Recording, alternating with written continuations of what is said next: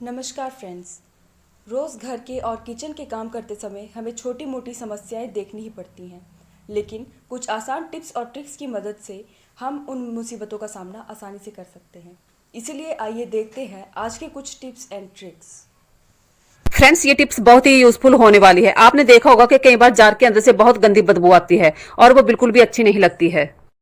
प्याज, टमाटर, अदरक, लहसुन और कई तरह की चीजें पीसने के बाद हम क्या करते हैं कि जार को धोते हैं और इस तरह से उल्टा करके रख देते हैं, लेकिन ये इसे रखने का बिल्कुल भी सही तरीका नहीं है। कई बार तो क्या करते हैं कि जार को धोते हैं और बिना सुखोए ही इसका ढक्कन लगा देते हैं और इसको रख देते हैं, जिसके कारण इसके अंदर बहुत ज्यादा गंदी बदबू पड़ जाती है। तो इसमें बदबू ना पड़े, इसके लिए मैं बहुत ही अच्छा तरीका लेके आई हूँ। देखिए, हम सबके घर में इस तरह के क्लॉथ क्लिप तो होते ही हैं। कोई पुराने से 3 क्लॉथ क्लिप ले लेने हैं और देखिए इस तरीके से जार पर उनको लगा लेना है और फिर क्या करना है कि जार को उल्टा करके रख देना है। इससे जार बिल्कुल अच्छे तरीके से सूख जाएगा और इसमें बिल्कुल भी बदबू नहीं पड़ेगी। और जार के ढक्कन को ऐसे नहीं रखना है, इसे भी या तो ऐसे रखना है या फिर आप जार के ऊपर भी इस तरीके से रख सकते हो। इससे ढक्कन जो है वो भी अच्छे तरीके से सूख जाएगा। अगर हम जार को धोने के बाद इसे अच्छे तरीके से सुखाकर नहीं रखते हैं तो इसके अंदर बहुत ही ज्यादा गंदी बदबू पड़ जाती है। इस तरीके से रखेंगे तो जार के अंदर बिल्कुल भी गंदी बदबू नहीं पड़ेगी और ना ही जार जल्दी खराब होगा। ये टिप्स भी बहुत ही काम आने वाली है। कई बार आपने देखा होगा कि हमारे पास इस तरह के इंपॉर्टेंट पेपर होते हैं जिन्हें संभाल कर रखना बहुत ही जरूरी होता है। अगर इंपॉर्टेंट पेपर्स को ऐसे ही खुला रख देंगे तो ये कहीं गिरकर गुम भी हो सकते हैं। तो इसके लिए हम हमेशा यही करते हैं कि इनको स्टेपलर करते हैं। लेकिन जब हम इन्हें स्टेपलर करने लगे तो पता चले कि हमारे स्टेपलर पिन खत्म हो गए हैं। तो इसके लिए हम बहुत ही बढ़िया जुगाड़ कर सकते हैं। देखिए, इस तरह की पिन तो हमारे घर में पड़ी होती है या फिर इस तरह की सेफ्टी पिन, आप दोनों में से कुछ भी ले सकते हो जो आपके पास है। जरूरी पेपरों को मैंने फाइल के अंदर डाल लिया है और देखिए फाइल पर इस तरह से फिर मैंने पिन कर दिया है। अगर आप चाहें तो इस पिन को सीधा पेपरों पर भी लगा सकते हैं। अब हमारे पेपर बिल्कुल सेफ हैं, नीचे बिल्कुल भी नहीं गिरेंगे। अगर आपके पास इस तरह की पिन नहीं है तो आपने क्या करना है कि यहाँ पे सेफ्टी पिन ले लेनी है।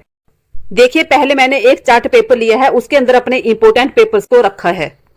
इस तरह से जरूरी पेपरों को पिन करें और अगर घर में भी रखना है तो फाइल में डाल दें। ये उम्र भर भी गुम नहीं होंगे और ना इधर उधर उलझेंगे। अगर आपने इनको बाहर भी लेके जाना है तो आप फाइल में डाल के बड़ी आसानी से ले सकते हो। अगर घर में स्टेपलर नहीं है तो आप सेफ्टी पिन की सहायता से बड़ी आसानी से अपने जरूरी कागजातों को संभाल कर रख सकते हैं। टिप्स पसंद आई हो तो लाइक जरूर करें। चलिए फ्रेंड्स, देख लेते हैं कि अगली टिप्स क्या है। देखिए, मैंने यहाँ पे एक खाली बोतल ले ली है। आपके पास जो भी बोतल पड़ी हो आपने ले लेनी है और देखिए फिर बोतल को नीचे वाली साइड से जहां से मैं बता रही हूँ आपने बोतल को कट कर लेना है।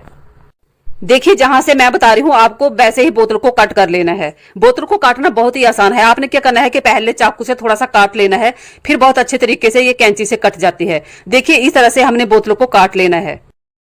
बोतल का यूज हम कई तरीकों से कर सकते हैं, लेकिन ये जो तरीका मैं आपको बता रही हूँ ये बहुत ही बढ़िया तरीका है और आपको बहुत ही ज्यादा पसंद भी आएगा। तो चलिए देख लेते हैं फ्रेंड्स कि हमने इसको यूज कैसे करना है। जब हम अपने घर में धूप अगरबत्ती करते हैं तो देखिए इस तरह से उसकी बबूत बन जाती है, तो इसको कभी भी इधर उधर नहीं फेंकना चाहिए। यानी कि पूजा घर की कोई भी सामग्री हो उसको ऐसे ही नहीं फेंकना है। उसे पहले हमने क्या करना है, चलिए मैं आपको बताती हूँ। देखिए, ये जो हमने बोतल का हिस्सा काटा है ना, इसके अंदर हमने इसको इकट्ठा कर लेना है और जब ये ज्यादा इकट्ठा हो जाए तो एक पॉलिथीन लेना है और उसमें इसको डाल लेना है और फिर पानी में बहा देना है। आपने बोतल को बड़ा काटना है या छोटा आप अपनी मर्जी से काट सकते हो, लेकिन मैंने इसको ज्यादा बड़ा नहीं काटा है, इतना काफी है। देखिए, मैंने यहाँ पे मसाले के पैकेट ले लिए हैं। हम क्या करते हैं कि मसाले के पैकेट को इस तरह से खोल लेते हैं और उसे यूज करते रहते हैं और फिर यूज करने के बाद इस तरह से हम फिर पैकेट में डाल देते हैं। मैंने मसाले के पैकेट को अभी फोल्ड करके डाला है, लेकिन कई बार हम बिना फोल्ड किए ही इसको पैकेट के अंदर डाल देते हैं और देखिए हमारा पैकेट बाहर से इस तरीके से खुला रहता है। पैकेट खुला होने के कारण हवा अंदर जाती रहती है और हमारे मसाले नमी पकड़ लेते हैं, जिसके कारण हमारे मसाले जो है वो जल्दी खराब हो जाते हैं। तो हमारे मसाले खराब ना हो इसके लिए देखिए मैं आपको बहुत ही बढ़िया ट्रिक बता रही हूँ। पैकेट के साइड से दोनों पीसों को काट लेना है और फिर देखिए इस तरीके से अंदर की तरफ मोड़ना है और इस तरीके का शेप दे देना है। देखिए, मैंने जिस तरीके से एक साइड से मोड़ा है उसी तरीके से क्या करना है कि दूसरी साइड से भी इसको अंदर की तरफ से मोड़ना है और फिर अच्छे से शेप देके इसको भी तैयार कर लेना है। तो देखिए, जिस तरीके से मैंने दोनों साइड से इसको मोड़ा है आपने भी इसी तरीके से मोड़कर इसको तैयार कर लेना है। अब देखिए, पैकेट के इस वाले हिस्से को भी काटकर अलग कर लेना है। देखिए, मैंने इसको काटकर तैयार कर लिया है। अब ये इतने अच्छे से पैक होगा आप यकीन भी नहीं कर पाओगे। इसमें बिल्कुल भी अंदर हवा नहीं जाएगी और ना ही हमारे मसाले खराब होंगे।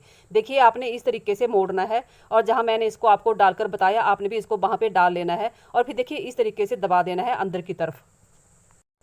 अगर आप भी अपने मसाले के पैकेट को खुला रख देते हैं तो उन्हें खुला मत रखें, इस तरीके से फोल्ड करें।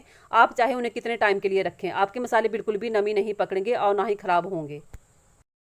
जब मसाला यूज़ करना हो तो उसे निकाल कर यूज़ करें और फिर दोबारा इसी तरीके से बंद करके पैकेट को रख दें। चलिए इस तरह के मसाले के पैकेटों को फोल्ड करने का आपको एक और तरीका बताती हूँ। उसी तरीके से इसको साइड से काट लेना है और फिर उसी तरीके से इसको फोल्ड भी कर लेना है। फोल्ड करने का तरीका वही है, लेकिन इस तरीके में आप इसको टांग कर भी रख सकते हो। तो देखिए अब हमने क्या करना है कि उसी तरीके से इसको बंद कर लेना है। तो देखिए मैंने इसको बंद भी कर लिया है। बंद करने के बाद मैंने इसे दबाया नहीं है। अब क्या करना है कि ये जो ऊपर वाला हिस्सा है ना, पहले हमने इसको काट लिया था, लेकिन आप इस तरीके से इसको टांग कर भी रख सकते हैं। आपने क्या करना है कि बीच में इसमें छेद कर देना है और फिर आप इसको टांग के रख सकते हैं। मैंने दो तरीके बताए, आप टांग कर भी रख सकते हैं या इस तरीके से खड़ा करके भी रख सकते हैं। जो आपको पसंद हो, आप दोनों में से कोई भी तरीका यूज़ कर सकते हो। चलिए देख लेते हैं कि अगली टिप्स क्या है। ये टिप्स हम लेडीज़ के लिए बहुत ही यूज़फुल है।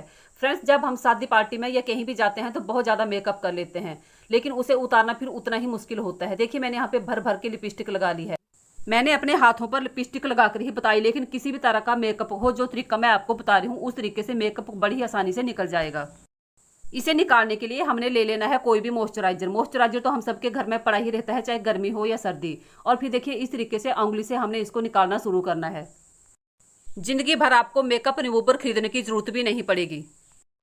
मेकअप निकालने का ये बहुत ही बढ़िया तरीका है। मैं इस तरीके को खुद यूज़ करती हूँ। फ्रेंड्स, मेरे कहने पर आप इसे एक बार जरूर यूज़ करके देखें, आपको ये बहुत ही ज़्यादा पसंद आएगा। मेकअप निकालने के लिए कम से कम 1 मिनट लग जाएगा। इससे क्या होगा कि मेकअप तो निकलेगा ही, आपको थोड़ी सी मसाज भी मिल जाएगी। मैंने हाथ पर लॉन्ग लास्टिंग लिपस्टिक लगाई हुई थी, लेकिन देखिए 1 मिनट के अंदर वो भी बड़ी आसानी से निकल गई है। चाहे कितना भी गाढ़ा मेकअप हो, बस आपने क्या करना है कि थोड़ा सा मॉइस्चराइजर ले लेना है और फिर अच्छे तरीके से वहाँ से थोड़ी देर के लिए मसाज करनी है। आप देखोगे कि बड़ी आसानी से मेकअप जो है वो निकल जाएगा, थोड़ा भी टाइम नहीं लगेगा। देखिए लग ही नहीं रहा है कि मैंने यहाँ पे लिपस्टिक लगाई हुई थी। किसी नरम कपड़े या कॉटन से चेहरे को साफ कर लें और फिर पानी से धो लें।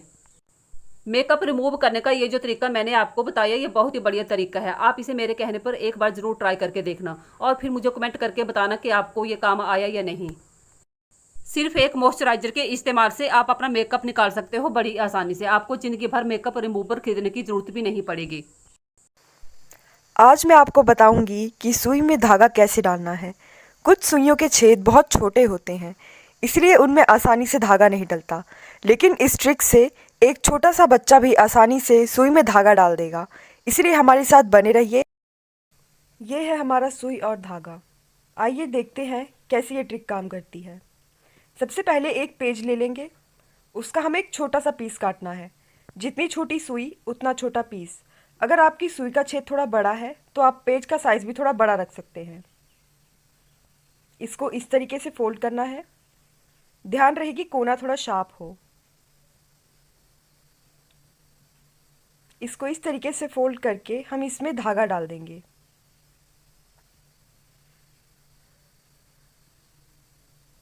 धागा डालने के बाद इसे हल्का सा ट्रिम कर दें ताकि इसका कोना बहुत शार्प हो।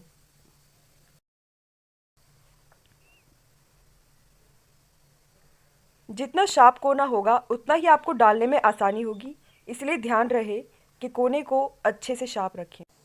शार्प कॉर्नर को सुई में डालिए और इस तरीके से धागा भी सेट हो जाए। ये देखिए, इस तरीके से सुई में धागा बहुत आसानी से डाला जा सकता है। आप भी इस ट्रिक को ट्राई कीजिए। ऐसे ही इंटरेस्टिंग वीडियोस के लिए बने रहें। धन्यवाद।